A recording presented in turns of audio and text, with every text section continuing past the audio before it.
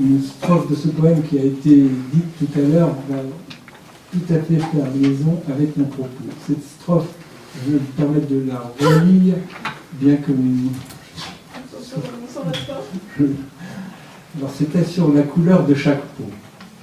Un nuancier à reconnaître au toucher, les yeux fermés, à l'ombre des pleins et des liés, au fil des sources et des sentiers, un dégradé autour du rose universel des lèvres, des langues, des issues de nectar.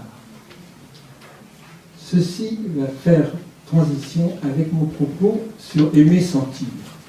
Et comme peut-être je n'aurai pas votre attention sur tout le trajet, j'ai préféré en introduction vous donner là où j'en suis arrivé de la pensée sur énoncer ce qu'aimer traduit. L'existence d'une dynamique qui se déploie dans les systèmes de communication entre deux êtres. Le fait que cette dynamique va au-delà pour un échange de corps, que cet échange de corps est transformateur pour chacun, devenant source de création qui se déploie dans un chemin retour qui repart des corps au système de relations et à la psyché. La dimension sexe de cette dynamique est celle de la différenciation qui prépare aux limites, configurant une rencontre, ponctuée par le plaisir et la jouissance. Rencontre qui disparaît au moment où elle se réalise. Voilà l'essence de mon propos. Je vais essayer d'étayer, puisque celui-ci survient, je dirais, dans nos démarches de SIPA, après le travail sur la masse, sur le corps, dans lequel nous avions fondé notre réflexion sur les textes de Freud, en particulier dans Psychologie du fou et Analyse du moi, où justement Freud parle de l'état amoureux, n'est rien d'autre que l'investissement d'objets de la pulsion sexuelle aux fins de satisfaction sexuelle directe. Investissement qui s'éteint lorsque le but est atteint. C'est ce qu'il appelle l'amour sensuel. Mais il ajoute, mais la situation libidinale demeure rarement aussi simple. L'assurance de pouvoir compter sur le réveil du besoin qui vient de s'éteindre doit avoir été le motif premier pour porter sur l'objet sexuel un investissement durable et pour l'aimer aussi dans les intervalles exempts de désir. On voit dans cette citation que l'amour apparaît à deux reprises, dans le sensuel et dans l'intervalle du désir. Ce qui motive mon attention pour cette approche est le fait que le déroulement acté de la relation sexuelle va se situer sur une scène qui aussi reprend, réactualise la mémoire du cheminement de la libido. Libido qui, dès le départ, nous dit Freud, sous forme de sensualité, donne un plaisir dont le refoulement l'a fait apparaître sur le registre de la tendresse. Freud fera l'hypothèse que cette tendresse, justement, va régir ultérieurement le choix amoureux de l'adulte. Puis, cette libido, sous forme de l'érogénisation des territoires corporels, avec l'hypothèse des pulsions partielles aptes au plaisir, plaisir reconnu, mais cette fois refoulé par maîtrise ou interdit. L'état amoureux fait une entrée tardive avec la maturation. La réactivation sexuelle, en même temps que sa possibilité de réalisation directe, va revisiter aussi ses plaisirs. Prendront alors le nom de plaisir préliminaire, dira Freud, à l'acte sexuel. Avec ces remarques, la reprise des plaisirs qui peuvent aboutir avec le fait que les pulsions sexuelles appellent au plaisir suivant, le plaisir n'éteint pas la libido, mais la renforce. Voilà qui interroge une certaine conception du désir et de la place du manque dans le désir. Et une seconde remarque. À cette occasion, celle des plaisirs préliminaires, Freud remarque qu'il apparaît un questionnement sur la pulsion sexuelle qui n'est jamais aussi simple. Elle posséderait, dit-il, une composante agressive. À ce moment, Freud situe l'importance du toucher, qu'il estime nécessaire à la réalisation du but sexuel normal. Les sensations produites par le contact avec l'épiderme de l'objet sexuel éveillent, comme on le sait, le plaisir et accroissent l'excitation vers la poursuite de l'acte sexuel. Et à ce moment-là, Freud en vient à la peau, mais il la mentionne d'une façon qui attire bientôt l'attention. Quand la douleur et la cruauté entrent en jeu, c'est l'épiderme qui fonctionne comme zone érogène. Épiderme qui, dans une certaine partie du corps, se différencie en organe sensoriel et se transforme en muqueuse. Il est donc, dit Freud, érogène par excellence. Maintenant, on se pose la question de l'assurance entre les moments où la libido directe est éteinte. Est-elle le fruit de la tendresse qui perdure, en plus de l'investissement oral alimentaire qui contribue aussi à assurer la vie? La clinique nous a montré qu'il en était autrement en découvrant l'attachement, fondamental de l'amour, parfois recherché, parfois craint. C'est à Spitz, à l'occasion d'études sur la dépression observée chez le nourrisson, qui constate que, bien que soignés et alimentés, les nourrissons se prostraient et se laissaient mourir. Apparaissait alors la notion d'attachement comme nécessaire à la sécurité, à la tranquillité favorable à l'épanouissement de la vie. Bowlby et Harlow ouvriront le travail des voies de cette relation. Cela nous permettra de distinguer ce qui fait attachement et le système relationnel qui s'y déploie pour faire advenir ce que métaphoriquement nous appelons enveloppe et contenant psychique. Je puise en premier dans le travail de Claude Beata, c'est un vétérinaire. Il a écrit un livre qui s'appelle « Au risque des nuits ». Avant la naissance, très tôt, l'embryon, puis le fœtus, est concerné par les états émotionnels de la mère qui lui en perfusent les marques corporelles, rythmiques, la fréquence cardiaque, tonique et hormonale. Avec les sens précocement développés, l'embryon prend connaissance de sa voix, de ses intonations et de la langue utilisée, mais aussi de ses goûts alimentaires. Nous savions qu'il bouge parfois en fonction du contexte relationnel de la mère. Nous savons maintenant aussi qu'il touche, qu'il se touche, et qu'il se touche avec la mère au travers la paroi. Déjà, la mère a cette aptitude de l'apaiser, ce qui évoque probablement la possibilité d'une ébauche de représentation qui pourrait exister dès la naissance. Après la naissance, que se passe-t-il? À ce stade, avec les premiers soins, les reconnaissances apaisantes déjà acquises contribuent à l'enrichissement des connaissances originées par les nouveaux sens en action, que sont l'odorat, la vue, la partie supérieure du visage de la mère, son sourire, et les aspects de la sensibilité de la peau qui est maintenant extériorisée, c'est-à-dire qui met en valeur les sensibilités épicritiques, les sensibilités douloureuses et les sensibilités thermiques. Voyons un exemple clinique de la mise en action, en relief de ces différents aspects. Au cours d'une séance, une patiente dont l'histoire relève conjointement d'un narcissisme intense sur blessure primaire de la relation mère-enfant et d'un contexte où de sexualité il a été beaucoup question entre les parents, le mari ayant une maîtresse, sa femme, la mère, exprimant tout haut toutes les fantaisies sexuelles qu'elle imaginait pour lui en faire reproche. Cette patiente évoque souvent la question du manque, ce qui la conduit, après la séparation d'avec son mari, à la recherche d'un partenaire naturellement parfait. Dans la période où elle se trouve seule, elle évoque une insomnie persistante. Elle se réveille au cours de la nuit et ne peut se rendormir. Elle est en manque. Rien n'y fait. Elle évoque alors la figure du manque comme étant celle de la sensation de l'homme en elle. À la séance suivante, revenant sur le sujet, elle dira « C'est plus exactement le manque du regard de désir de l'homme sur moi, ce qu'elle voit pendant le rapport sexuel et qui lui procure une sensation intense, lui donnant alors l'envie de se donner entièrement. Me traverse l'esprit d'un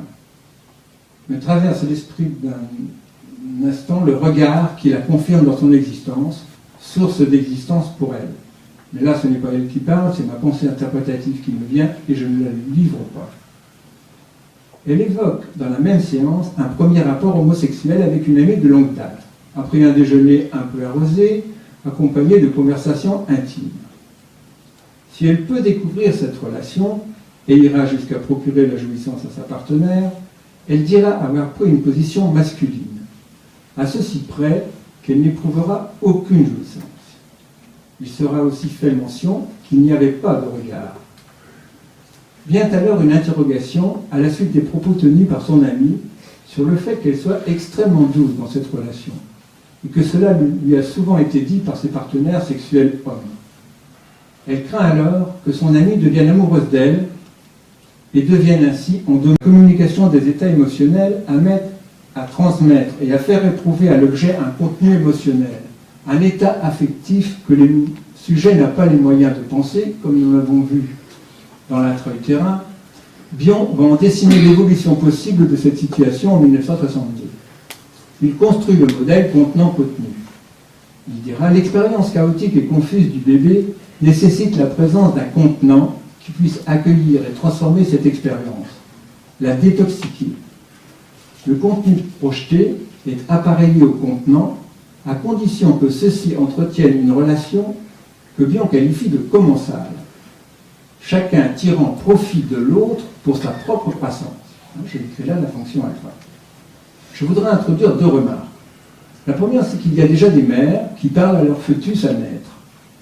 La deuxième remarque est que la mère est une personne adulte. Elle accueille ces éléments, les transforme, et ce que fait remarquer Bion, c'est que ceci se fait dans sa propre croissance, ce qui confère pour elle un caractère dynamique tel qu'il peut être prêté, me semble-t-il, à l'amour. Il paraissait intéressant de voir comment cet échange pouvait contribuer au sentiment de sécurité interne et d'existence dans sa peau. Là, j'en viens à Esterbik qui évoque la métaphore d'une recherche chez l'enfant naissant d'un objet contenant. Une lumière, une voix, une odeur ou un objet sensuel qui peut tenir l'attention et de ce fait être expérimenté momentanément comme tenant ensemble toutes les parties de la personnalité. L'objet optimal est le mamelon dans la bouche accompagné du portage, des paroles et des odeurs de la mère. Cet objet contenant est éprouvé comme une première peau où s'effectue la jonction des modalités sensorielles et donne au bébé un sentiment moyen primaire. Pourrait-on dire qu'il s'agit déjà d'un sentiment d'être? Lors de la défaillance de ces constitutions surviendrait ce qu'elle appelle une seconde peau, musculaire, intellectuelle, défensive contre les expressions émotionnelles. Geneviève Hague complète le tableau par l'incorporation des arrière-plans, les bras maternels pour le dos et le regard pénétrant pour la verticalité, s'opposant à l'horizontalité enveloppante. Autre aspect que peau contenante, c'est à mon yeux que viendra la dernière contribution pour mon propos, en attirant notre attention sur le point central de la différenciation par le contact. Ici, le mamelon dans la bouche et l'incorporation.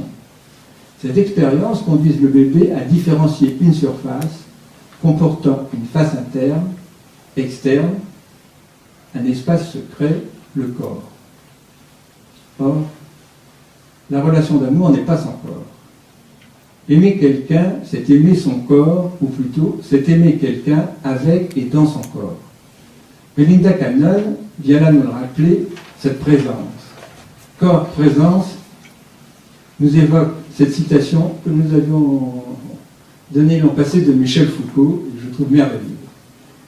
Peut-on dire, peut-être faudrait-il dire aussi que faire l'amour, c'est sentir son corps se refermer sur soi. C'est enfin exister en dehors de toute utopie, avec toute sa densité, entre les mains de l'autre, sous les doigts de l'autre qui vous parcourt. Toutes les parts invisibles de votre corps se mettent à exister. Contre les lèvres de l'autre, les vôtres deviennent sensibles. Devant ses yeux mi-clos, votre visage acquiert une certitude. Il y a un regard enfin pour voir vos paupières fermées.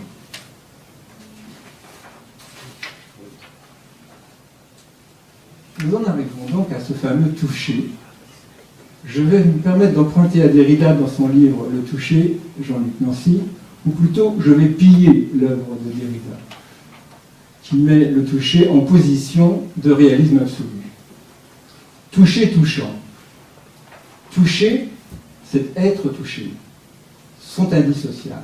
Actif, passif. Par le toucher vient la première perception du monde. La première temporalité, c'est le toucher qui situe le présent. Constitution d'un corps propre. Et là, Derrida va citer Husserl. Dans le domaine tactile, dit-il, nous avons deux objets. Un objet extérieur se constitue et un deuxième objet, le corps propre. Par exemple, le doigt qui touche, et nous avons en outre le doigt qui touche le doigt. Puis vient la chair et la question de l'altérité. Toute chair se constitue au contact de l'autre. Autrement dit, la chair est essentiellement contingente. Et cette contingence se répercute sur les constitutions supérieures de l'intersubjectivité et de l'objectivité pour fonder la différence charnelle comme originairement sexuelle. Ce qui amène à reconsidérer l'intentionnalité qui serait originairement accouplement sexuel. C'est ainsi que le tendre de la caresse, là où elle renoncerait à posséder, désarmement de la violence érotique acharnée, là où elle tend plutôt à donner, tiens, prends ce que je ne possède pas, ni toi ni moi ne posséderons jamais, pourrait se voir comme le fondement d'une dimension éthique de la relation à l'autre. Et pourtant, si la caresse, ce tact, où n'intervient nulle incorporation, mais la seule mise en rapport de deux chairs, ou caresse, il en dérive nécessairement l'incorporation. Non moins alors, la rencontre des deux corps, la caresse est aussi choc. Je dirais pour caricaturer, ce qui se dit là, c'est que le toucher est à la fois fait surface, frontière, délimitation, mais en même temps pénètre le corps jusqu'au cœur, jusqu'au cerveau, dans ce qui nous appartient et dans ce qui ne nous appartient pas. Or, si le cœur s'accélère ou ralentit, ce qu'on sent en demeurant, c'est le cerveau qui orchestre, ce qu'on ne sent pas. Et le chef d'orchestre est l'amygdale, dans le centre cérébral, qui agit parallèlement aux analyses perceptives, à la confection de représentations, pour organiser notre réponse émotionnelle. Et j'en viens à l'émotion, qui me paraît centrale. La lecture de David Precht, Amour, déconstruction d'un sentiment, précise que l'amour n'est pas véritablement une émotion, comme le croient beaucoup de gens. Mais pour autant, les sentiments surgissent lorsque les émotions déclenchent des représentations. C'est ce que nous apprend Damasio. Et les émotions surgissent avant de pouvoir être contrôlées, tout comme la diversité des mémorisations qui les accompagnent. Vous avez tous les souvenirs du contexte de la rencontre amoureuse, la musique, le décor, le parfum, etc. Cet ensemble de mémorisation sensorielle, à remarquer, est aussi valable dans d'autres conditions émotionnelles, celle du traumatisme par exemple. Que cette émotion aille vers la joie, voire s'accompagne de plaisir, dépend aussi du cheminement neurologique. Le centre du plaisir peut être en panne. Mais aussi, si nous sommes dans l'ignorance, nous pouvons y voir un aléatoire basal. Ainsi, Spinoza va nous en montrer une formulation dans l'éthique. Et nous l'étudierons par Potra et par Molly Schneider.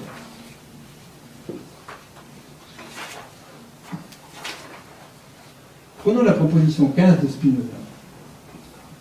N'importe quelle chose peut être par accident cause de joie, de tristesse ou de désir. Et la proposition 35, qui se rappelle une chose où il a pris plaisir une fois, désire en être le maître dans les mêmes circonstances que la première fois où il y prit plaisir. Ces deux propositions laissent ambigu le statut de la chose, et deux versions peuvent être convoquées. Une première interprétation, sur la plus longue de Potra, dans Ethica Sexualis, Spinoza et l'amour, elle énonce « Il y aurait donc de l'arbitraire dans la naissance du désir amoureux ». Une deuxième version nous est livrée par Molly Schneider. Elle convoque cette fois une scolie d'une proposition précédente, la 13, qui ressemble à la phrase, vous allez voir, l'amour n'est rien d'autre que. Et pour Spinoza, c'est l'amour n'est rien d'autre que une joie qui accompagne l'idée d'une cause extérieure. Dominique Schneider a étudié ce propos et terminera son chapitre sur cette question. Pourquoi la connexion qui a été à la base de l'amour pour une cause extérieure, si imaginative fut-elle, ne subsisterait-elle pas comme la perception sensible du soleil, survivant à la connaissance du vrai qui s'y ajoute. Me voici à un moment carrefour de la problématique amour, joie, chose, cause, idée de cause. Pourrait-on dire que l'idée de cause, pour imaginaire qu'elle soit, n'en est pas pour autant sans fondement? L'astrophysique et la neurophysiologie ne suppriment pas l'intérêt que l'on peut avoir pour le lever de soleil, ni son coucher d'ailleurs. Mais Monique Schneider complète son étude par dans le contenu, dans l'opposition entre Freud et Winnicott. Pour Freud, chez le tout petit, c'est l'absence d'objet qui ouvre l'imaginaire, celui de l'hallucination d'objets. Première interprétation. Pour Winnicott, cette absence peut conduire à l'annihilation. Et seule la médiation offerte par l'entourage peut soutenir le jeu indissolublement intellectuel et affectif de l'hallucination. C'est bien par cette altérité bien particulière d'abord de l'être de la mère qu'un tel processus peut avoir lieu, c'est-à-dire une continuité et un enrichissement de l'être. Winnicott nous parle de l'enfant, mais si nous voyons la question sous l'angle de l'amour, nous sommes en mesure de reprendre la formulation. Il n'existe que par la médiation entre deux êtres.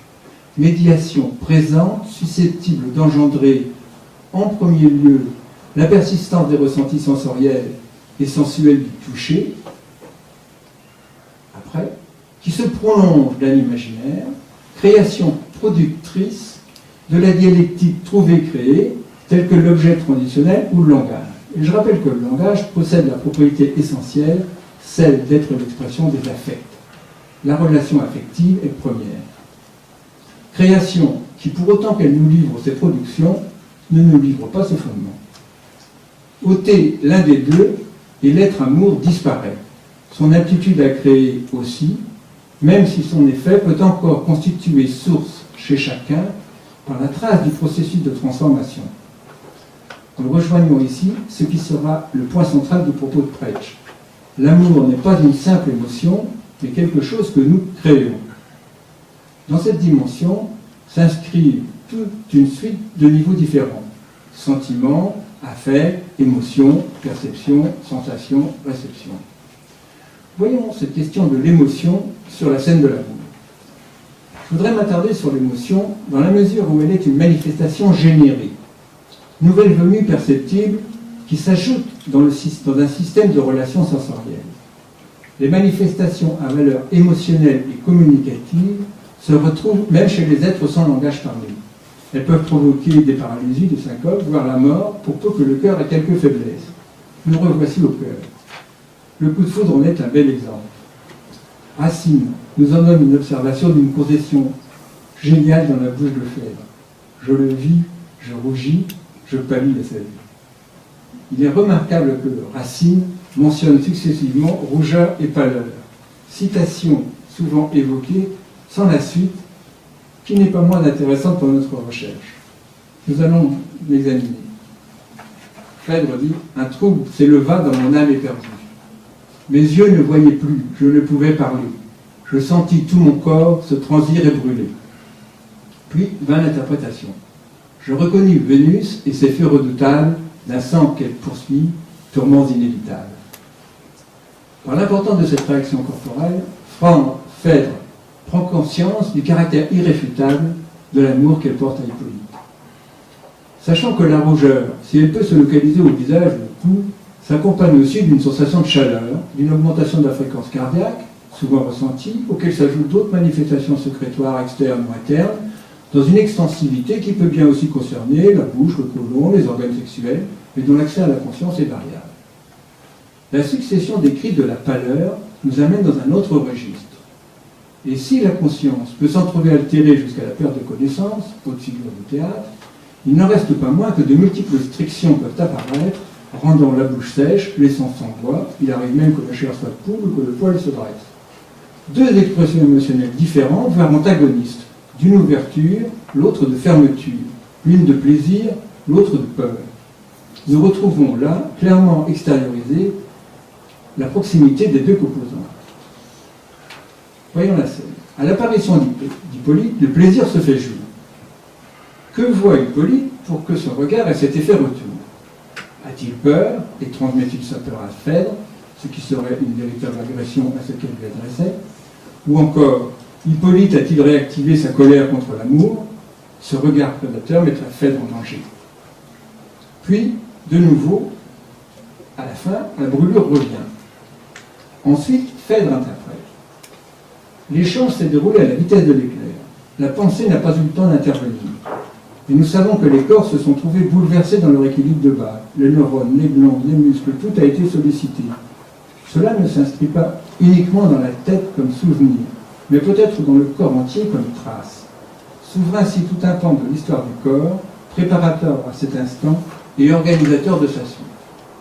Dans cette capacité de l'humain de se représenter et de se mobiliser, qui va donner des repères pour son action. Nous pourrions passer ainsi en revue toutes les composantes chimiques et neurochimiques qui se mettent en place au cours des occurrences de rencontres, des plus abondantes hormones aux plus infimes de neuromédiateurs. Mais il m'est apparu ici intéressant d'attirer l'attention sur un seul point au cours de l'échange, celui de la communication et celui de la transmission. Je m'explique. La communication se produit par un système spécifique, intra- et interindividuel, fondé sur la motricité et la réceptivité sensorielle et sensitive. Le sensitif est un prototype.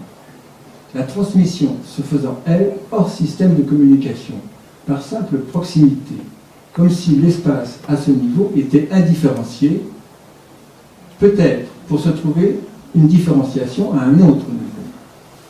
C'est ainsi que dans cette rencontre des corps, ce n'est pas seulement les surfaces qui sont en cause, mais de l'intérieur même du corps se transmet toute une série d'animalucules dont la rencontre à l'intérieur de nous-mêmes est apte à faire basculer nos vies. Ainsi en est-il du liquide séminal, mais aussi de notre salive et des bactéries qui nous habitent, même si elles peuvent être mortelles. Cet échange, nous le connaissons depuis toujours. Et déjà dans le ventre de la mère, c'est elle qui nous irrigue de son sang. Nous savons maintenant qu'elle peut être colonisée aussi à tout jamais. Mais reprenons la scène évoquée entre Phèdre et Hippolyte et laissons-nous envisager des variantes sur différents points. Lorsque Phèdre voit Hippolyte, elle rougit. Ce n'est pas à ce stade de l'accès qu'elle a l'accès à la prise de conscience. Si Phèdre s'était sentie rougir, elle aurait pu, en interprétant cette rougeur comme amour, et dans le système de représentation où elle se situe, éprouver de la honte en retour, ce qui l'aurait peut-être fait rougir davantage et disparaître à un grand pas. Elle aurait pu, selon son âge, l'interpréter comme une bouffée de chaleur du ménopause approchant, ou, dans sa jeunesse, interpréter cette sensation subite comme danger, prendre peur, ou plus tard, l'interpréter comme une atteinte à son image et fuir. Et du côté d'Hippolyte, il aurait bien pu ne rien voir, n'ayant rien senti, aucune altérité n'est en place. Peut-être est-il occupé ailleurs, par exemple un ailleurs de représentation qu'il occupe, un ailleurs de sensations internes qu'il monopolise. Est-il malade? Est-il en cours d'endormissement? A-t-il faim? Sa sexualité est-elle préoccupante? Nous savons bien qu'elle aussi se manifeste dans une périodicité que marque le sommeil, périodicité variable du fœtus au vieillard en passant par le comateux, et cette physiologie s'inscrit dans une sensorialité comme une manifestation générée, nouvelle venue perceptible qui s'ajoute dans le système de relations sensorielles. Bien d'autres manifestations corporelles internes n'ont pas cet accès de sensation d'une transformation.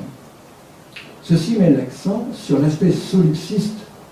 Le corps a souvent envie de faire l'amour. Une envie que je divague, en ce sens qu'elle est non adressée. Suivons encore Belinda Cannon. Ce n'est pas seulement un mouvement charnel. Il y a probablement, en plus de l'envie du plaisir, le besoin de sentir un autre corps contre soi, de chaleur d'un humain fugitivement étreint. Si cependant je veux qualifier sans inflexion négative cette envie solipsiste, je veux signifier qu'émanée de moi-même, elle m'y reconduit instantanément au terme de son déploiement. De nature différente est le désir dont je veux parler, mouvement transitif orienté vers l'autre. Cet autre-là est nul autre, élection et bienveillance. L'envie de plaisir dont il est question ici est acquise. Nouvelle étape, et le sexe manifeste sa sensibilité et l'effet plaisir qu'il produit n'apparaît qu'à l'usage. Là encore, l'émotion qu'il suscite n'intervient dans l'inscription représentative mémorielle et la situation relationnelle de l'instant est figurée. À noter que le cerveau a un centre distinct pour le plaisir, mais pas de voie périphérique spécifique. Nous pourrions peut-être même poser la question si du plaisir même, ces traces que nous gardons, plutôt que mémoire de représentation. Et là pourrait se situer la notion de l'addiction. Enfin, Hippolyte aurait pu percevoir cette rougeur et répondre à la fois par un regard, mais aussi d'autres façons qui pouvaient établir, renforcer, faire durer cette émotion. La prise de conscience d'Hippolyte, si elle intervient à ce moment, surviendra au cours d'une relation engagée. Les représentations mobilisées lui permettront-elles de laisser poursuivre l'échange instauré vers d'autres situations. La connaissance se fonde sur la mémoire, celle des représentations, celle des traces. C'est de ces traces laissées en nous par l'autre qui, reprises dans l'échange, viennent réactiver le plaisir, l'émotion, la mémorisation, la reconnaissance de soi, de l'autre, vers l'autre. Mouvement perpétuel qu'est celui de l'amour. Qu'il soit interrompu ou arrêté, il se poursuit sans fin, dans un hasard qui n'est pas sans rappeler celui de la flamme. Figure employée par Atlan pour évoquer le hasard d'un possible aussi improbable que celui qui préside à notre vie elle-même. Je terminerai sur l'amour et la rencontre. Et bien sûr, nous n'allons pas rester dans la psychanalyse ou la médecine, peut-être allons-nous un peu déborder dans la philosophie. Pour autant, il ne s'agit pas de philosophie ou faire l'amour, alternative que propose Renaud Gienne en montrant que l'idéal amoureux est défectueux. C'est vers Nancy que je m'attarderai et dans sa conférence produite sur l'Iliade du rapport sexuel. Mais lorsqu'on fait l'amour, on pose et on expose le rapport comme tel. On pose alors expressément son caractère irrapportable. Le paradoxe ici, que c'est en faisant l'amour qu'on en expose l'infinition en tant que telle. Je garderai ici la citation de Celan. On baise. Et en baisant, quel que soit ce baiser, on s'imprime une brûlure de sens. La jouissance n'est rien qu'on puisse atteindre. Elle est ce qui s'atteint et se consume en s'atteignant, brûlant son propre sens, c'est-à-dire l'illuminant en le calcinant. Se pose ainsi la question de l'amour dans l'art et de l'amour comme art et du rapport entre les deux.